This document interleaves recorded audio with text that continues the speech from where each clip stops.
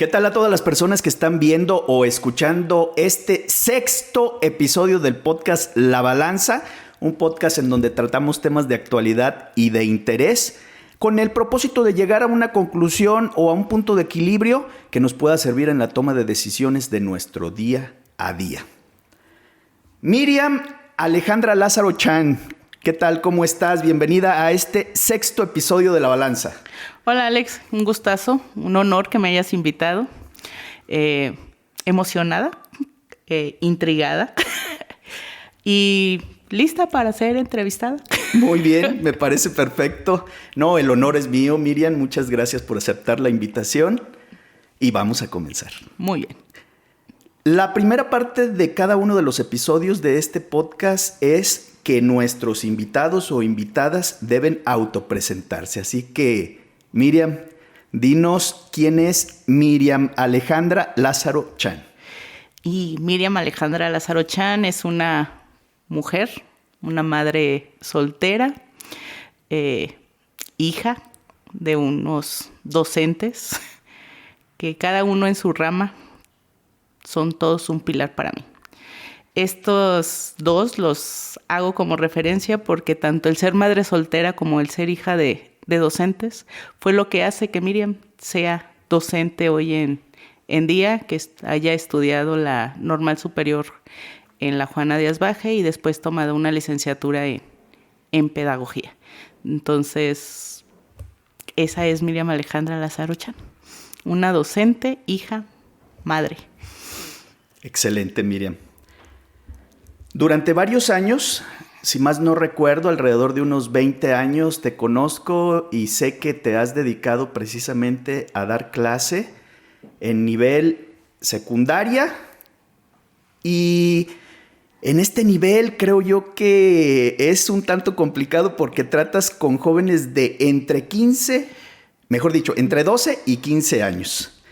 Si para los papás ya es complicado lidiar con un adolescente, no quiero imaginarme en tu caso, y esa es la pregunta, ¿cómo le haces, Miriam, para poder no solo controlar, sino ser una persona clave en la educación de grupos de decenas de jóvenes adolescentes? Pues mira, Alex, yo creo que es el carácter que tengo. Trabajé en preescolar, trabajé en primaria, trabajé en secundaria, trabajé en prepa y a nivel licenciatura. Y definitivamente en el nivel que me siento cómoda por mi personalidad, por los temas, por la personalidad de los alumnos, definitivamente fue secundaria. Dije, secundaria es donde estamos cómodos, es donde dije, no, a un pequeñín sí lo traumo, un adulto me trauma a mí. Entonces, el punto de equilibrio son los adolescentes. Los adolescentes pues son eso, adolecer, ese cambio que tienen. Tenemos desde pequeños que llegan todavía siendo niños a secundaria y salen siendo niños de secundaria a pesar de sus 15 años. Y hay unos que llegan ya siendo todos unos adolescentes y unos que te sorprenden por la resiliencia, por lo que han vivido, por las situaciones, por el contexto en el que están, que parece que estás tratando con un adulto. Entonces, yo creo que cuando inicié en esto de la docencia hace ya 30 años, 30 años que empecé en particulares, los adolescentes eran unos y los adolescentes de hoy en día son otros. O sea, cada década, digamos que de estos 30 años que he estado frente a grupo, los primeros 10 años, los primeros 30, las primeras 10 generaciones eran unos adolescentes que sí controlabas, que esa era tu misión, porque aparte el modelo educativo era conductista, ¿sí? Hace lo que el maestro quiere, como el maestro quiere, lo que el maestro dice, y ese no hay margen de error. El que sabía era el maestro y tú te dedicabas a aprender. Pero después las cosas cambian, las costumbres cambian, nuestros entornos cambian, nuestras sociedades cambian, nuestras comunidades cambian y obviamente nuestros adolescentes cambian. Y llega otra generación a la que le tienes que enfrentar con nuevos retos, con nuevos que ya había que construir su propio conocimiento. Entramos a esta parte de que dejamos de ser conductistas y somos constructivistas. Entonces ahí el alumno otra vez ya no lo puedes controlar. Ya el alumno no es que tú lo controles, sino cómo hacer que el alumno sea partícipe de su conocimiento. Y en la actualidad estamos en un paradigma educativo humanista. Humanista en el sentido de que la pandemia nos dejó alumnos con muchas carencias afectivas, emocionales, y docentes con carencias afectivas, emocionales. Entonces, ahora se trata de ser metodologías más activas. Ya son más con neurociencias que con conductismo. Entonces, ya no puedes hablar de que a los adolescentes los controlas. Ya es cómo ayudar al adolescente a que controle sus emociones, controle sus sentimientos y a la vez aprenda y haga él su propio conocimiento. O sea, ya no son los mismos adolescentes de antes.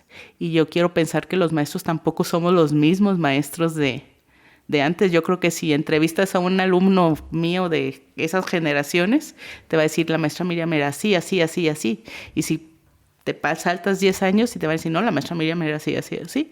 Y si ahorita le preguntas a alguien, te va a dar otra descripción y tú dices, pues es la misma. Es más, tengo alumnos que llegan y me dicen, es que mi mamá me dijo que usted era así, y así, y así, y así, y así. Y yo, ¿quién es tu mamá? No, pues usted le dio clases en tal fecha. Dijo, pero usted ya no es como dice mi mamá. Dije, no, todos cambiamos. Entonces ya ahorita no controlamos, yo creo que a los chicos. Yo creo que ahorita se trata más de comprenderlos, de escucharlos y de tratar cómo ayudarlos, porque sí vienen con bastantes carencias. Y no carencias económicas, o sea, ese ya es punto y aparte porque carencias económicas siempre las ha vivido el país. Pero las carencias emocionales de los chicos, lo que han pasado, lo que han vivido, el mundo en el que están es muy distinto. Entonces ya, controlar ya no es una opción. Te controlan ellos a ti más bien. Sí, y lo vamos a ver más adelante con la generación que lleva un nombre, no lo voy a mencionar en este momento. Bueno, ya lo mencionaste. Sí. Comentas de que los jóvenes tienen varias carencias, Miriam.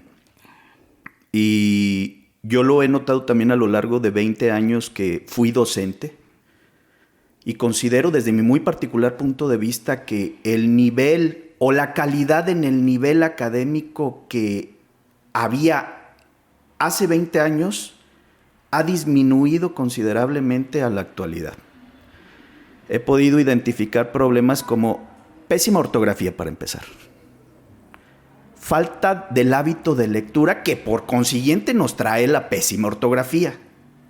Y esta también nos trae la falta de poder comprender y el desarrollo de la lógica.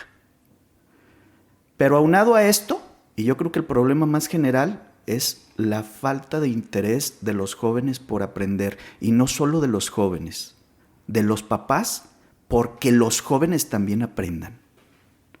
¿Qué opinas? ¿Cómo te va a ti con los jóvenes que egresan de primaria y entran a secundaria? Yo creo que el primer problema no lo voy a culpar ni al padre, ni al maestro, ni al alumno. Yo creo que el primer problema fue sacar del programa, del plan y programas de estudios, la lógica. Cuando nosotros estudiábamos, había lógica. Veíamos conjuntos, veíamos un sinfín de problemas que nos ayudaban a desarrollar una lógica matemática. Y nos ayudaba a... Teníamos nuestro libro de lecturas, ¿sí? Los docentes estaban muy enfocados a que si tú no comprendías una lectura, no podías comprender un problema de matemáticas. Y que si no comprendías español y matemáticas, por consiguiente, todas las demás materias no las ibas a poder entender. Pero nos cambian el paradigma. Y el paradigma, al cambiarlo, no solo en la educación básica, se la cambian también a los normalistas. Cuando yo estudié la normal, yo estudiaba matemáticas en la normal. Los compañeros de mi generación estudiaban español en la normal. Y llegó un momento en que la normal ya no veía matemáticas. Los maestros de matemáticas ya no estudiaban matemáticas, porque ya lo importante era la pedagogía, la didáctica, la investigación, bla, bla, bla. Entonces eso como que hace un quiebre, ¿no? Y yo lo culpo ahí al sistema educativo, a los planes y programas de estudio. Educación básica. Sí, ese es un punto que yo creo que fue referente. Ahorita el nuevo modelo de estudios retoma nuevamente la lógica, retoma el libro de lecturas. Ya hay libro de lecturas en secundaria, cosa que no había. Ese es yo creo, el primer parteaguas del por qué esa deficiencia. El segundo, al mismo docente no nos gusta leer. Tú le hablas a un docente de lectura y parece que dice, ya dejé de estudiar, yo ya tengo mi título, y hasta ahí llegó. Y luego viene que quien te obliga a leer lo que a él le agrada. Y lo que generalmente a nosotros nos agrada, pues si a mí me pones una lectura de Harry Potter, posiblemente me guste y lo analice, pero no me va a encantar. Porque mi tipo de lectura a lo mejor se quedó de otros autores, ¿sí? A nosotros nos dieron a Rulfo, a Carlos Fuentes. Me acuerdo que todavía en bachillerato Carlos Cuauhtémoc. Nuestros libros, yo creo que si los damos a un adolescente ahorita van a decir qué aburridos, ¿sí? Entonces, si tú no lees, ¿cómo vas a proyectar esa lectura? Y finalmente yo creo que los papás. Tenemos papás que le queremos dar a nuestros hijos, y hablo en mí porque soy madre soltera, y le quiero dar a mi hijo lo que yo no tuve. ¿Sí? Es muy difícil para un padre no querer llenar en la actualidad esos vacíos, tanto económicos como emocionales. Sí. ¿Sí? Y entonces nos hacemos papás sobreprotectores, que le solucionamos la vida. O sea, en nuestros tiempos, ni de chiste, mi mamá me iba a poner a ponerse a hacer conmigo una maqueta. Ni remotamente. Es tu trabajo, es tu responsabilidad y tú la haces. Y no sé contigo, pero mi mamá era de la que está chueca y la despedazaba, la rompía en mis narices y decía, eso no lo vas a presentar. Y volvías a empezar de cero. No, a mí mis hijos me dicen, es que tú eres muy perfeccionista, papá. Es que no, ¿para qué tanta perfección? Es que no se trata de que sea perfeccionista o no sea perfeccionista. Sí, simple y sencillamente un trabajo se debe hacer con el mínimo de calidad que debe estar. Sí, o sea, hay elementos que te dicen, está bien, o sea, a simple vista, mi mamá lo veía y decía, no, y no porque el hecho de que era maestra. En ese momento los odia uno a los papás, sí, o sea, yo creo que Manuel también en su momento ha de haber dicho mi mamá castrante, ¿no? Pero ya no son esos papás, ya son esos papás de que se desesperan de que no lo ha acabado y trae acá. Y se lo hacen. Y se lo hacen. Sí. Entonces, hay momentos que yo he llegado a poner en la libreta, felicidades mamá, pero tú tienes 10, pero el niño tiene 5. Maestra, pero es que usted quería el trabajo. Sí, el trabajo de él, no el tuyo. Tu papel es ser mamá y el papel de tu hijo es ser estudiante. ¿Que el niño estudia y trabaja? Sí, también nosotros estudiábamos y trabajábamos. O sea, no era de que vivías en un dichado, en una charola de plata, ¿no? Soy de escuela pública y tenía que hacerlo. Yo recuerdo que tejía sí. Y vendía las carpetitas o me ponían a hacer los pedacitos de los cuadros de colcha y sí, pues llevamos con Chuchana Mendoza, en paz descanse, y pues tenías que trabajar, pero también tenías que tener tu rol de estudiante, y eso creo que ahorita se ha perdido. En ese sentido de que el papá le quiere dar una mejor vida a su hijo. A lo mejor no lo comparto y a lo mejor por eso luego entramos en conflictos padres de familia y maestros. Pero soy de la idea, y yo creo que me voy a morir con esa idea, de que hacerle el trabajo al otro no es ayudarle, sino todo lo contrario. Exacto. Entonces, ¿sí ha disminuido la calidad en el nivel? Tanto en el nivel de nosotros como docentes, como en el nivel del niño y como en el nivel de responsabilidad del padre con las tareas del pequeño. O sea, a los padres se les hace mucho el trabajo de un alumno en secundaria. O sea, papá llega en un momento dado y te dice, es que no lo hizo porque tuvo tarea con el maestro X, con el maestro Y, con el maestro Z. Entonces ya no alcanzó a hacer la suya y tú te quedas.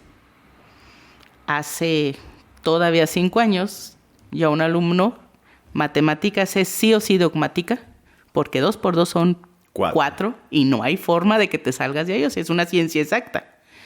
Y las matemáticas solo se aprenden a través del ejercicio. Ejercicio. Antes yo les podía poner 50 ejercicios y ahorita si les pongo 15 y el papá está gritando. El alumno ni de chiste, o sea, tantas y yo, solo así. Y es por eso que no se desarrolla la lógica matemática, que muchos cuestionan por qué llevan matemáticas, por qué llevan el trinomio cuadrado perfecto, los binomios conjugados. Bueno, no porque los vayamos a usar muchos en la práctica. Habrá ingenieros que sí los usan, pero simple y sencillamente desarrollan nuestra lógica. Así de sencillo. Pocos alumnos lo cuestionan. Yo amo los alumnos que cuestionan todo. O sea, esos alumnos me dicen, es que usted no odia. No lo odio. O sea, a mí si me dicen escoger un grupo, yo voy a escoger el que más alega. Porque con uno que despierte, va a hacer que los demás despierten. Y me dicen, maestra, ¿a mí qué me sirve entender sus letras en matemáticas? Y yo, el proceso cerebral que vives para poder pasar de aritmética a preálgebra y después a álgebra, es el que te va a abrir toda la gama para un pensamiento crítico. Sí. Y si desde este momento ya lo estás cuestionando, vamos bien. No pretendas que vas a ir a la tortillería y les vas a pedir, me da por favor 3 trinomios cuadrados perfectos de tortilla y le voy a pagar con una factorización, porque no va a ser así. ¿Quiénes lo van a seguir viendo aquí? El que se vaya a ingeniería, mecatrónica, desarrollos de software. Le dije, pero ustedes, mínimo hasta bachillerato lo van a ver. Matemáticas las van a ver en todas las asignaturas. Veía en uno de tus podcasts, Derecho no lleva matemáticas. Yo decía, tuvo que haber llevado estadística. Es que hay unas ramas del derecho que definitivamente sí llevan matemáticas. Dije, tiene que ver. O sea, no hay una sola profesión que no pueda llevar matemáticas. O sea, es matemáticas y comprensión lectora, comprensión lógica matemática. Hasta en el examen para la universidad. Sí. Vienen más reactivos de razonamiento lógico matemático y de comprensión lectora que de la carrera en sí. Y ahí es donde fracasa el alumno. Y ahí es donde fracasamos los docentes, y ahí es donde fracasa el sistema, y ahí es donde fracasan también los papás. O sea, el fracaso no solo es del niño. El fracaso yo creo que nos lo tenemos que repartir. Entre todos. La educación no es solo el transmitir conocimientos teóricos, sino que también es la parte formativa. Ese desarrollo de habilidades en cuestión de orden, disciplina, el poder también controlar las emociones. Y en este caso, siempre he querido preguntarte, ¿cómo le haces con un estudiante rebelde, que se enoja, que puede llegar incluso tal vez a insultarte? ¿Qué haces en esos casos? No ha llegado el momento en el que me insulten todavía. No lo descarto con estas nuevas generaciones. Repito, tengo un carácter muy, muy de la época de mi mamá. Digo, me formó mi mamá como docente. la maestra Lola en paz descanse, Leti Anaya, o sea, yo estaba los consejos de porte, tu lenguaje físico, tu lenguaje corporal, dice más que lo que puedas gritar. Si ellos hablan, tú bajas la voz porque se tienen. Si tú alzas, ellos van a alzar la voz. Si tú la bajas, forzosamente van a tener que guardar silencio. No sé, eran tips que me daban mi mamá y las amigas de mi mamá. Después entró al Vasco y estaba la madre Beatriz en paz descanse. Pues todavía era más rígida la situación de el vestir de ti dice esto, dice aquello, bla, bla, bla, no aquí, no allá. Entonces me formaron muy a la época, pues yo creo que de la Revolución. No. Muy de la época de la Revolución. Me formaron maestros normalistas rurales de aquella época, en el que me dijeron, para poder conectar y poder controlar, porque sí, antes era la palabra controlar el grupo, pues tienes que saber de todo. Eran maestros que tenían que saber deporte, que tenían que saber música, que tenían que saber danza, que tenían que saber de todo. Entonces era, si no sabes esto, toma el curso. Y si no sabes hacer aquello, toma el curso. Entonces eso, a lo largo de mi vida, que yo decía, es una verdadera pérdida de tiempo, sí te hace que conectes con el alumno. Porque puedes hablar de, maestra, sí ganó el América, y haces el contacto, eso que te hace que como maestro conectes con ese niño. Llega el otro y, maestra en la música. O sea, en mi vida les había puesto música, ahorita es, ok, van a hacer su lista de reproducción, su playlist, no tiene que hablar de sexo, no tiene que hablar corridos, no tiene que bla, bla, bla, bla. Un maestro pues nos deja sin música. ¿Quieres música? Le tienes que pensar ahí. Entonces tienen que buscar ellos, entre todo su repertorio, como que eso hace que el grupo también se controle. ¿Quieren música? Sí, pues con este relajo no vamos a escuchar música. Maestra, compré una bocina. Nosotros cooperamos. No, pues el chiste es que la música esté relajada para que ellos estén relajados. Entonces, como que a lo largo de tanto estudiar, te das cuenta de que pues tienes que estudiar a tus nuevos alumnos, tus nuevas generaciones. O sea, tuve que, a mis 50 años ya casi, ya no tardo en cumplir 50. O sea, yo veo gente de 50 que no maneja la inteligencia artificial. Yo sí. Tiene redes sociales. No las manejo al 100, las manejo más bien por los alumnos. Maestra, no ha subido un TikTok, y yo, ok, si se comportan lo voy a subir con ustedes. No, es que nada más lo subió con el otro grupo. Es que el otro grupo trabajó así. Entonces, eso es lo que hace que tú los tengas activos. Sí. ¿Les gusta a los niños? Perdón que les diga niños, pero pues para mí todavía son niños. O sea, las 50 y 12, para mí son niños, aunque sean adolescentes. Les gusta que los cuides. O sea, no me había percatado yo tanto de esa situación como este ciclo escolar. Por 2 años la escuela estuvo entre que si estaba en mis manos, no estaba en mis manos, que ratitos sí, que ratitos no estaba en la dirección. Y ahorita llegan los de tercero y es que con nosotros no hizo eso. Y yo, pues que estaba en la dirección. ¿Y nosotros qué culpa tenemos?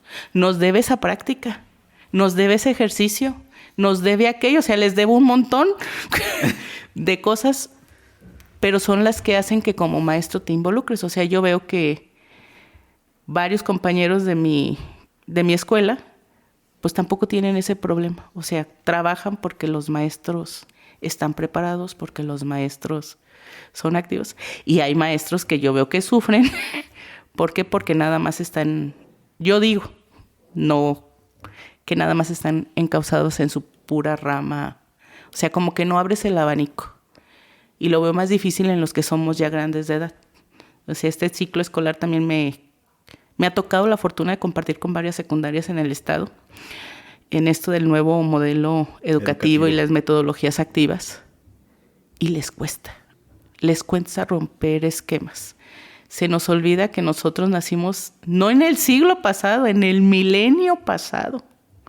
Y no queremos adquirir habilidades de este milenio. O sea, somos la gran mayoría analfabetas digitales, Sí. analfabetas virtuales.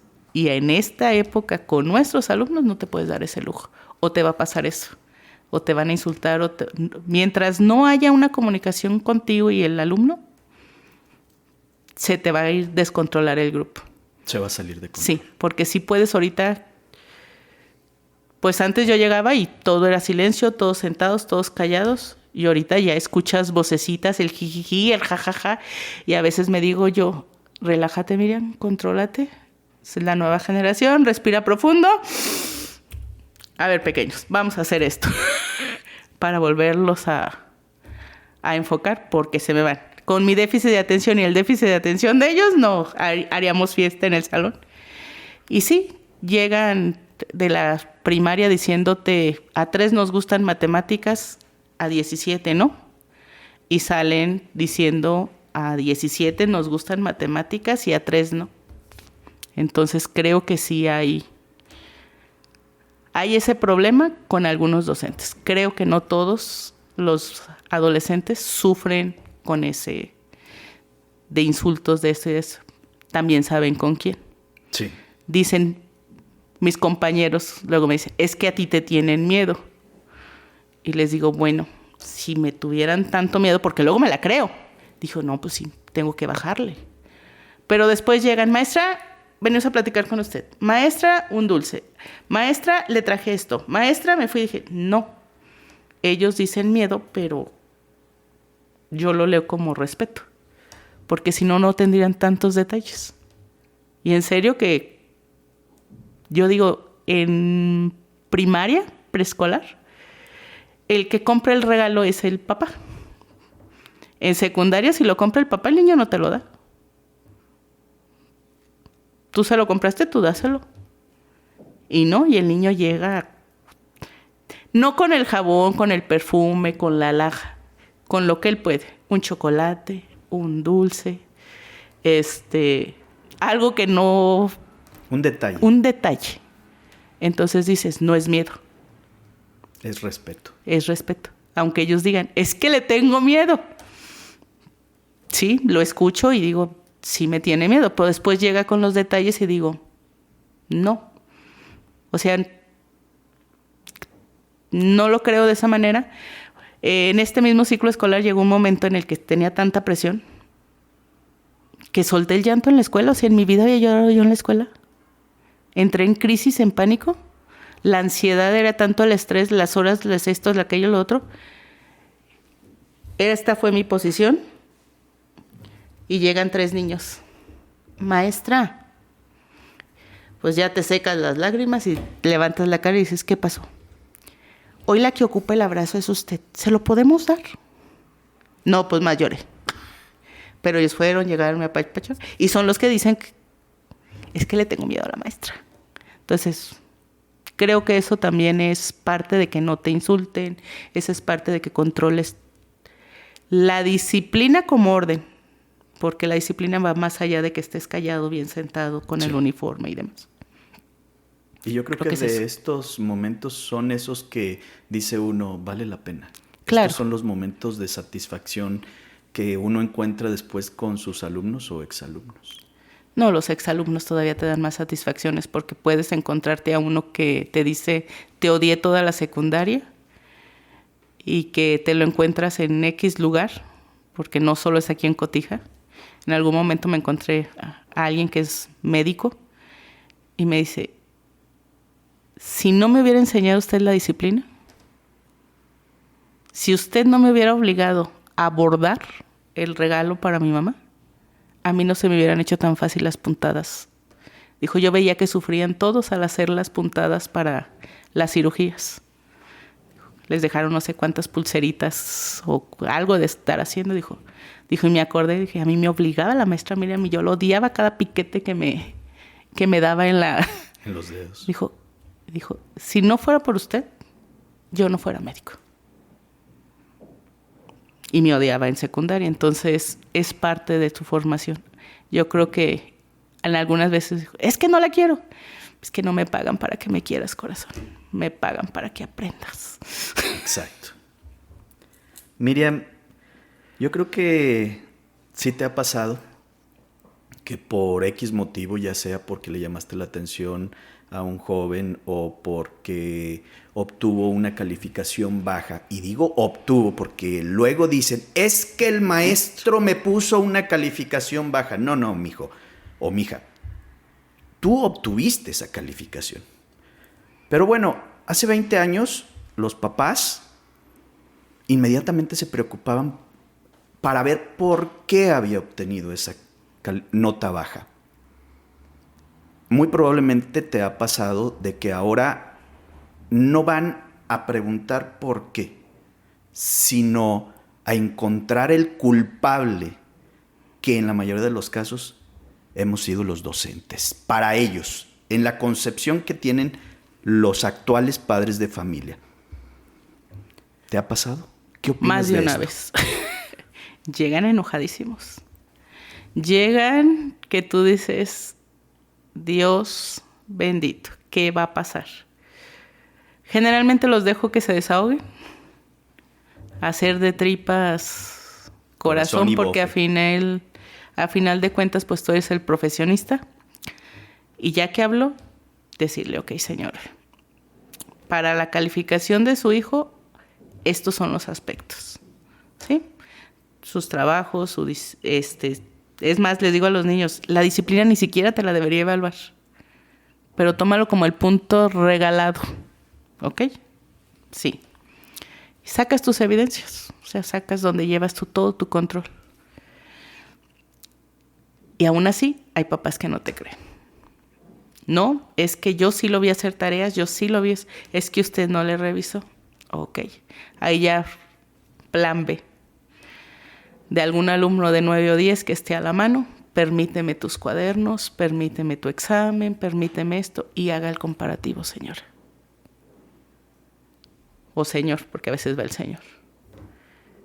Y pues ya él valora, o sea, ya no puedes ver, o sea, cuando definitivamente tú solito no puedes ver o no lees, que dice no trabajó, no hizo tarea, corrige, le falta limpieza a tu trabajo, completa, no tiene el tema, no tiene la fecha, porque hasta eso te reclaman. ¿Y para qué quiere el tema y la fecha? Y yo, porque entonces cuando vaya a estudiar y yo le dé los temas, ¿cómo vas a saber qué tema fue?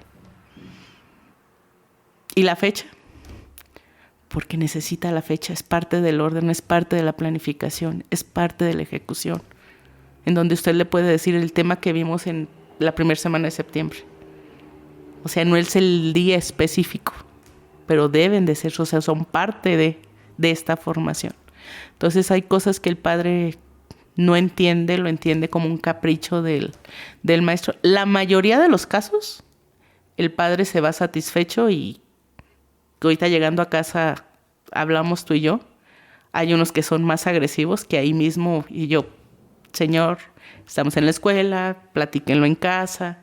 No, es que maestra, yo no lo mando y bla, bla, bla, bla, bla.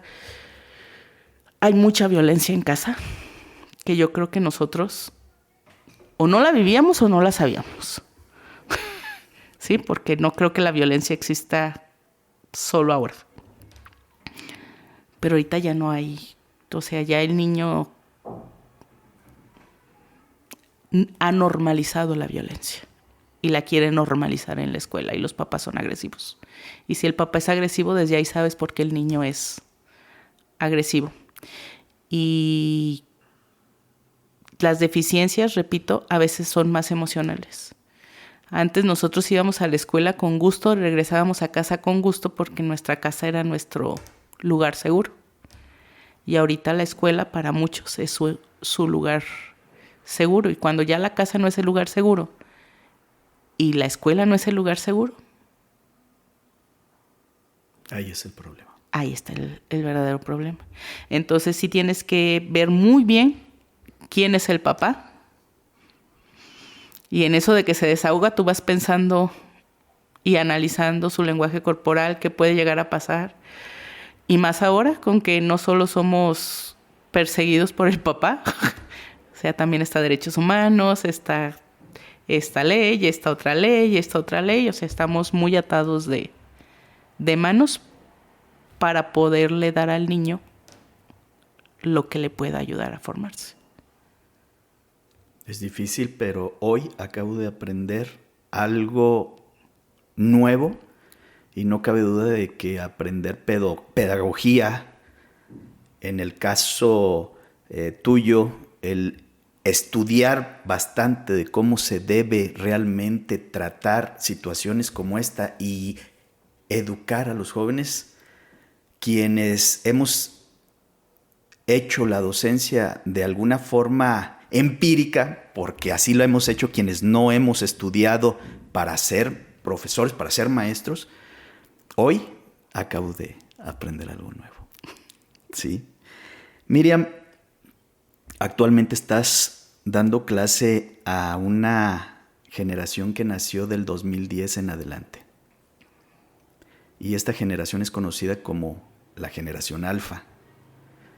Una de sus características, supuestamente, es de que estos jóvenes tienen una influencia muy poderosa sobre los padres. ¿Crees que esto sea cierto? Yo creo que sí, Alex. Yo me acuerdo de mi mamá que decía que antes mandaba Dios Padre y que iba a llegar el momento en que mandara Dios Hijo. No lo vivió, gracias a Dios. Pero sí, los hijos ahora son los que llevan en gran medida la batuta de su casa. Yo recuerdo que hace todavía 10 años atrás llegaba el papá y le decía, si subes a 9 te compro la moto. Ahora es, me compras la moto si no quieres que repruebe. Ahora el niño es el que condiciona. Me acabas de hacer recordar una situación que surgió hace mucho tiempo, en donde un estudiante había reprobado, después pasa el extra y me llega diciendo, mire, mi papá me compró una bicicleta. Digo yo, qué bueno. No, imagínese si he pasado con 9, me compro una moto. Dije yo, bueno, y te estoy hablando de algunos años atrás. Ya. Sí, estamos hablando de 10. Ya se veía el antecedente de lo que actualmente estamos viviendo de manera generalizada. Sí, nosotros ni de chiste, o sea, cómprame esto, no. Tu obligación es el 9. Esa era una obligación. Sí, era la obligación, o sea, era una obligación el 9. Yo, llegar con un 8 era, a ver, no era voy a ir a hablar con el maestro, era, a ver, te me sientas aquí, Miriamcita, y me explicas qué dejaste de hacer porque tu única responsabilidad es estudiar. Y tú salías con tu argumento. No, es que teníamos mucho trabajo. No. Y no había forma de controlarla.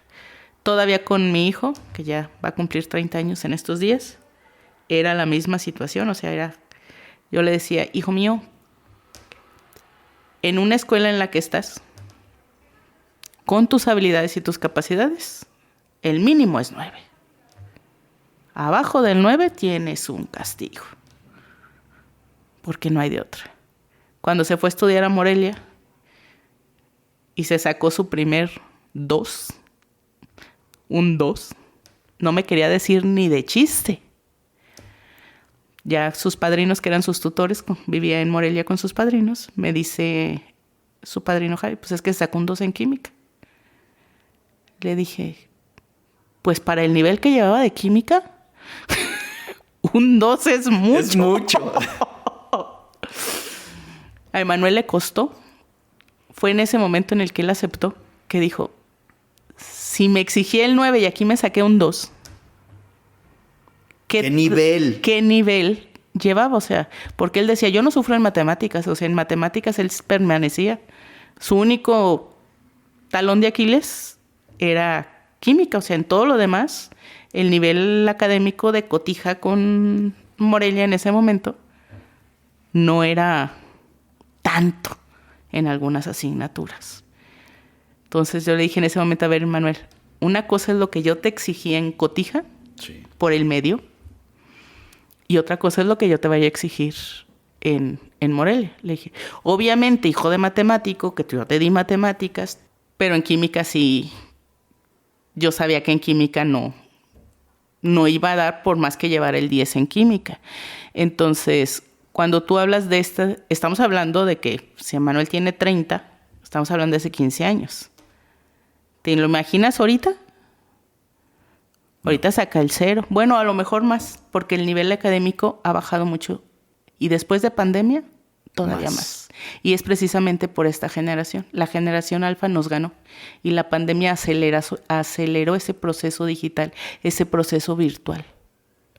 ¿Sí? Sí. En el que nosotros no crecimos. Ni de chiste. O sea, yo conocí la computadora en la universidad. O sea, ya a mis 50 yo conocí hasta la universidad la computadora. Como que en bachilleres recuerdo que sí había de esos discos flexibles del 3. 5.5. De esos flexibles que tú decías. Bueno, 5.5 y 3.5. Entonces, no, en bachilleres solo había 3.5. 3.5. Ya en la universidad ya fue otra historia. Pero ahorita, no. Y lo triste es que ahorita los papás de hoy,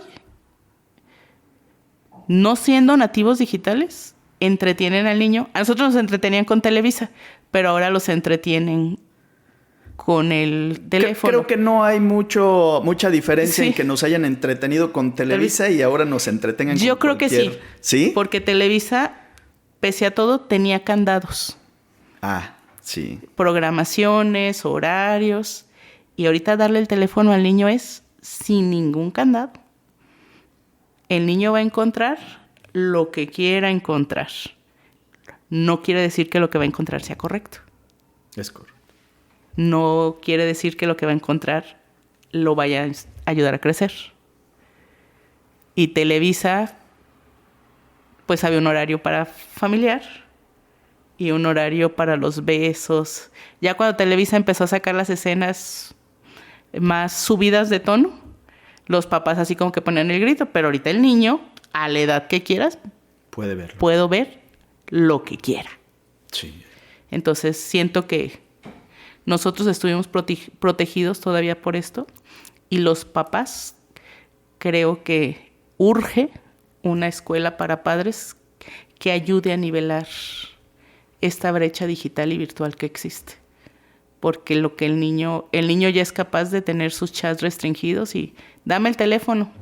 Y si se lo da al papá que no sabe que hay chats restringidos, no le va a encontrar absolutamente nada. O sea, creo que nos falta una escuela para padres, no solo a nivel cotija, a nivel mundial.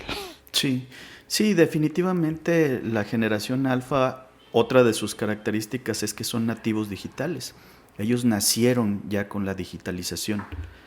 Entonces, en este caso, también hay que reconocer que ellos tienen una ventaja sobre las demás personas, principalmente sobre los papás, que no tienen conocimiento sobre digitalización.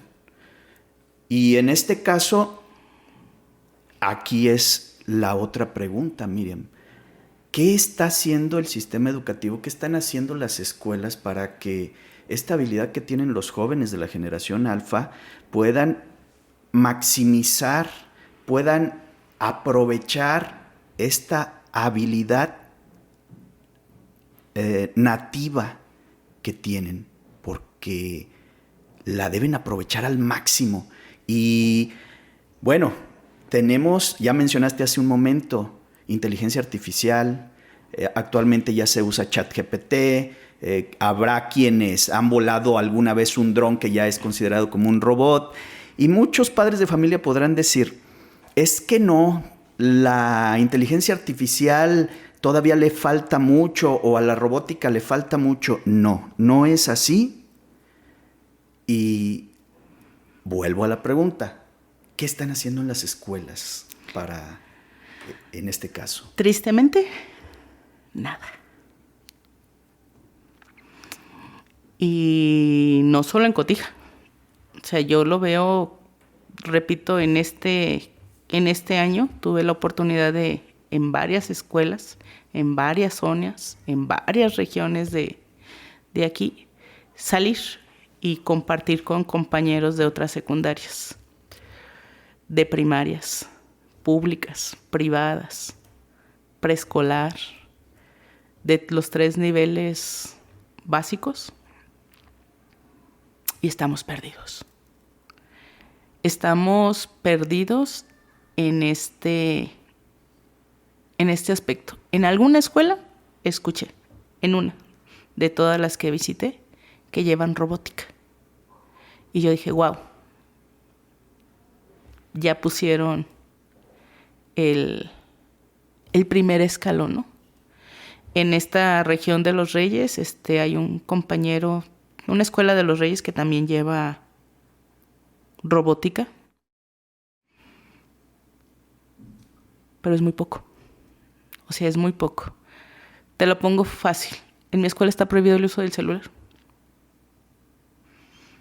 O sea, yo te estoy hablando que hace años podía con el teléfono, editábamos videos, hacíamos podcast, aula invertida. Tenemos 2 años con la prohibición del teléfono en mi escuela. Pros y contras, o sea. Sí. Sí, tiene pros Y contras. y tiene contras, ambas cosas. Pero el docente somos nosotros los que yo creo que hemos puesto la mayor resistencia. A mí me costó agarrar una computadora y perderle el miedo. O sea, ¿de qué le puede pasar? Es que no cuesta 5 pesos y la voy a echar a perder. ¿Sí? Y repito, mi mamá fue un parteaguas en mi educación, fue de, pues si se descompone lo material se recupera, pícale. ¿Hace cuánto murió mi mamá? Y en casa ya había una computadora y que si se descompone se manda a arreglar, pero que un aparato no te venza, porque había un pequeño en casa y que decía mi mamá, o sea, entre sus sabios consejos de mi madre era, si no te educas tú, ¿cómo vas a educar? ¿Cómo lo vas a educar a él? O sea, ¿quién le va a enseñar a ese niño a usar este aparato? O sea, su güerito, si tú quieres llamarlo de alguna forma, pero sí era, piérdele el miedo. El miedo. Y los adultos le tenemos miedo a la computadora. Y nuestros líderes le tienen miedo a la computadora. Y nuestros supervisores le tienen miedo a la computadora. Y entonces vas arrastrando toda una brecha en la que el niño de ahí se empodera. Yo lo sé, yo lo hago. ¿Y qué me puede enseñar usted a mí? ¿Tú a mí qué me ofreces como docente si yo sé más que tú? Más que tú. En esa materia. En todas, porque el niño puede decir, tú le dejas un problema y tú vas a la inteligencia artificial y te lo va a resolver. O sea, ahora sí que a mí en matemáticas ya no solo lo tienes que resolver. O sea, yo recuerdo que a nosotros nos decían, no, pues vas a ir habilitando tu desarrollo, tu pensamiento en cuanto más pasos te brinques, ¿no? O sea, si me puedes dar la respuesta de x menos 8 igual a 10 y te diga x es igual a 18, o sea, sin hacer pasos, sin hacer procesos, tú decías, eres un buen estudiante. Ahorita les tengo que preguntar por qué. ¿Por qué? Maestra, pues es que así. Ah, ok, ya me lo argumentaste, ya sé que lo hiciste tú. Porque también han perdido esa forma de argumento. Ya no argumentan nuestros chicos. Es porque sí, o porque no, o porque me lo merezco, o porque así dice el internet. Entonces, en esta situación, la escuela tiene un área de oportunidad enorme.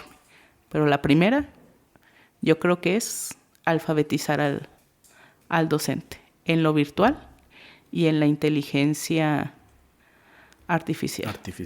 O sea, sí o sí, porque muchos, es más el porcentaje de docentes o de supervisores o de directivos que piensan que la inteligencia artificial nos va a suplantar. Yo digo que va a suplantar al que no la sepa usar, porque la parte humana, esa no la va a obtener el robot. O sea, por más inteligencia no se va a humanizar. No, y aparte esta revolución tecnológica en la que ya estamos inmersos no tiene vuelta atrás. Le debemos entrar porque le debemos entrar. Entonces en esta situación veo que, por lo que me comentas, los jóvenes todavía no saben los empleos que van a desaparecer en los próximos 5 años.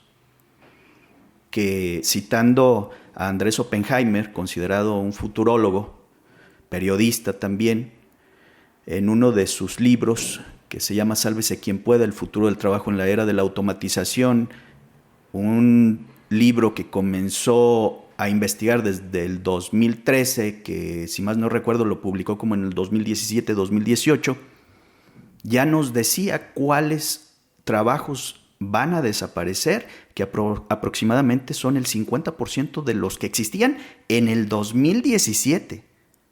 Ya desaparecieron varios, ya no hay personas que te contesten directamente en las llamadas telefónicas cuando te comunicas a Telmex o a etcétera, contestadoras se les llamaba. Ya no hay mucho personal del que existía en los periódicos impresos, están desapareciendo y van a desaparecer muchos más. Entonces creo que sí es una labor muy importante el hecho de que los docentes estemos informando a los jóvenes cuáles son los empleos que van a desaparecer y que ya no tiene caso que los estén viendo, que estén volteando a los empleos que van a tener mayor demanda en el futuro, y que no es un futuro muy lejano, es un futuro muy cercano. Pero... Y a eso agrégale, Alex, que tristemente tú podías hablar con el alumno en esta época en secundaria y decir, ya tienes que ir visualizando qué carrera quieres estudiar. Ahorita no le puedes garantizar eso. O sea, ahorita tú no le puedes garantizar a un alumno que la carrera que a él le gusta, una, vaya a existir en el futuro. O sea, no se lo puedes garantizar. 2, no le puedes garantizar que estar preparado y tener una licenciatura, una maestría, un doctorado, le va a dejar una mejor calidad de vida. No se puede garantizar. Sí, entonces, ante estas situaciones, el motivar a un alumno a superarse a él mismo es el reto. Independientemente ahora sí que de que si voy a elegir una carrera, ojalá que sí. Porque como padres, yo te puedo decir que como madre, el estar preparado sí te abre una gama de posibilidades para poder ayudar a tu hijo. Que ese yo creo que no se va a perder por mucho tiempo, el estarte actualizando y estudiándote y prepararte. Pero ya tener un doctorado no te garantiza tener una mejor calidad de vida que una persona que por su propio mérito se ponga a estudiar, porque la inteligencia artificial ya puede manejar el rol de cualquier. Tú nada más le pones, soy especialista en mercadotecnia, mi negocio es de tanto, tengo tanto en inventario, ¿qué puedo hacer? Sí. Y te lo va a dar. ¿Sí? Entonces ya no solo es una preparación escolarizada. Lo que sí es prepararte. Aunque no sea escolarizado tu preparación. Para el mundo real. Uh-huh. Y creo que para eso los docentes no estamos preparados. Ahorita tenemos docentes del milenio pasado y ya de este milenio, porque ya tenemos generaciones de maestros que nacieron en este milenio, en el 2000, ¿sí? Que ya tienen 1 o 2 años ejerciendo. Entonces, yo diría que para ellos va a ser mucho más fácil. Tienen mucho más contexto para buscar la alternativa de saltar esta brecha generacional. Porque es una brecha que si tú volteas hacia abajo es un abismo. Es correcto. Es un abismo. ¿Y cómo le vas a hacer para brincarla? ¿Qué tanto te tienes que preparar? Yo creo que los jóvenes que ahorita están saliendo de las normales tienen muchas más habilidades que nosotros que ya vamos más de la mitad del camino, porque somos del siglo pasado, del milenio pasado, con otro tipo de educación, con otro tipo de estructura cerebral, ¿sí? Con otros principios que nos cuesta mucho más dar este salto. Y digo nos cuesta más porque no estamos exentos de hacerlo. O sea, yo lo veo en mis propios alumnos. Maestra, ese cuento fue de inteligencia artificial, ¿verdad? Y yo, sí. Y ya cuando te dicen, nosotros vamos a hacer esto y esto. ¿Y si lo hacemos con inteligencia artificial? Va, pero vamos a crear el prompt. O sea, ¿qué es lo que quieren crear? No, pues que fulanito y menganito esto y aquello. Entonces ya para el acto cívico, por ejemplo, que nos tocó la última vez, fue idea de ellos. Que lo generó la inteligencia artificial, sí, pero quien le dio los elementos fueron a los niños. Exacto. Entonces los niños pueden ya crear. La pregunta es, ¿qué estamos haciendo? No mucho. Ni las instalaciones, ni la infraestructura, ni la preparación creo que la tenemos. Miriam, yo creo que este tema es tela de donde hay mucho para cortar. Y pues mejor te invito a que tengamos otra plática en otro episodio y podamos hablar ahora de estas nuevas tecnologías enfocadas a la educación, porque sí es importante poder transmitir o por lo menos llamar la atención para que se haga algo en este aspecto. Y pues bueno, vamos a pasar a la última parte de este episodio. En todos y cada uno de los episodios, al final, la idea es llegar a un punto de equilibrio, a una conclusión. ¿Cuál es tu conclusión respecto de todo lo que estuvimos hablando hoy? Pues son varias. Primera, quitar que la educación es en la escuela. Se educa en casa. Nosotros solo somos formadores. Formadores de la educación que el chico trae en casa. Ese papel le corresponde a mamá y a papá. La educación. La formación académica nos corresponde a los docentes y directivos en relación, de la mano siempre, con el papá.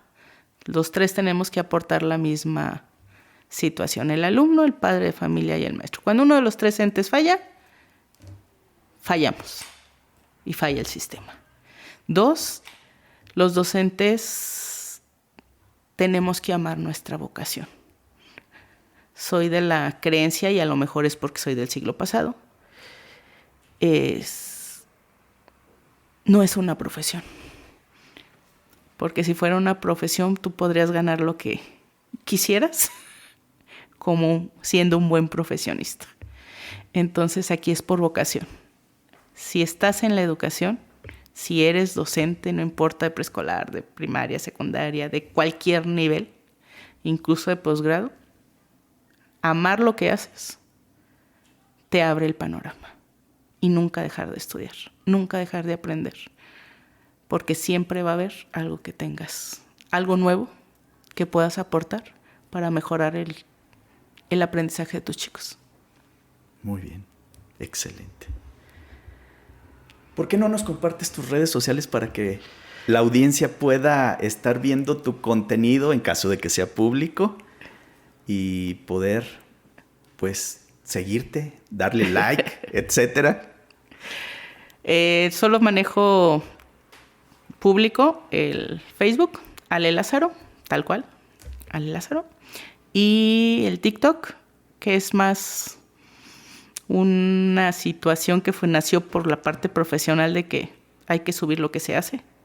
Decía mi supervisor, al cual le debo muchísimo, bueno, a mi anterior supervisor, a Miguel Ángel, decía, hay que cacarear el huevo, hay que mostrar lo que hacen nuestros chicos y que estén orgullosos de lo que hacen. Entonces es Alexa Chan en TikTok. Son las únicas 2 redes, porque Instagram pues sí, la tengo totalmente privada y publico una vez cada 3 años. Pues esperemos que después sea pública y estoy completamente convencido de que vas a crear más contenido. Vamos a estar creando más contenido. Y en YouTube es Miriam Alejandra Lazarochán. Muy Ahí bien. sí hay clases, sí hay contenido y ya que dejé otras situaciones en la escuela, vamos a retomar nuevamente el aula virtual. Entonces espero que ese sí lo vaya a empezar a generar por ahí más contenido de matemáticas. Excelente. Miriam, no me resta más que agradecer el hecho de que hayas aceptado la invitación a participar en este 6º episodio del podcast La Balanza. Muchas gracias por haber compartido con todos nosotros tu conocimiento, tu tiempo, tu experiencia y pues gracias infinitas. Al contrario, la agradecida soy yo y pues si un maestro no comparte, no puede ser maestro. Muy bien. A todas las personas que vieron o escucharon este 6º episodio del podcast La Balanza, nos vemos en el siguiente episodio. Hasta la próxima.